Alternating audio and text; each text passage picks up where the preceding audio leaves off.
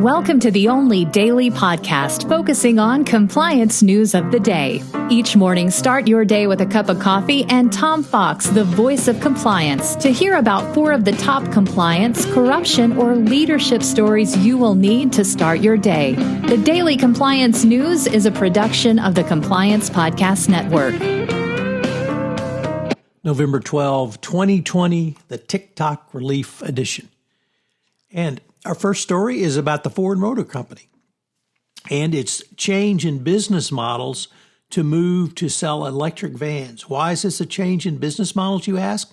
Because it will be a subscription service that will generate profits for the company after the sale, as buyers have to basically load up with electricity via subscription stations across the country. So instead of going to the gas station, you, of course, would go to the electric plug-in station in a place other than your home.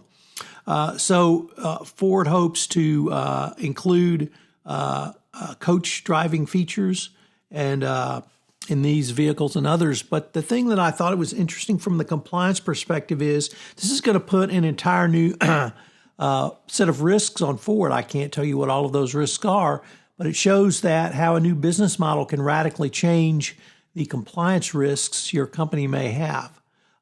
Next up, from the Wall Street Journal, the story of Softbank and how they pulled back from the brink. The company was helped in this by Elliott Management Company, and the portfolio now has $60 billion in cash available to it. So the question becomes, what is SoftBank going to do with all of this money?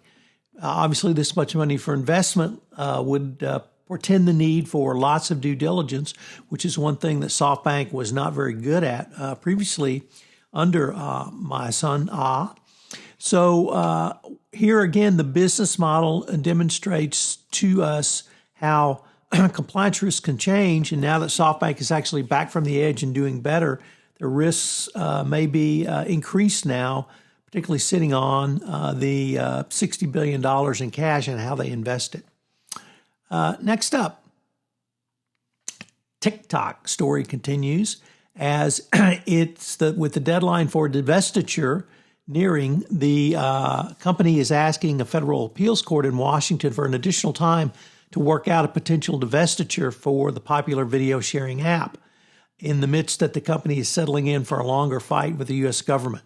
There is a Thursday deadline looming for restructuring or shutdown of TikTok, but it appears the Trump administration is losing some of its leverage over the app's owner. Already a federal district judge in Philadelphia has joined enforcement of the shutdown order, taking away the government's main tool they can use.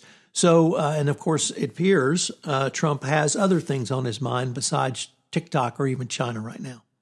And our final story comes from, again, the Wall Street Journal, as Kodak says executives sold stock options that they did not own.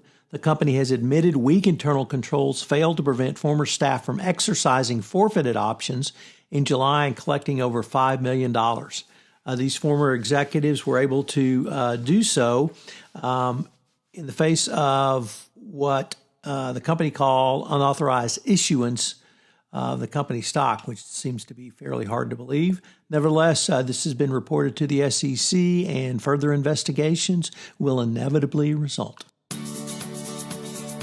The Daily Compliance News is a production of the Compliance Podcast Network and a proud member of C-Suite Radio. Thanks so much for listening. I hope you'll join me again tomorrow.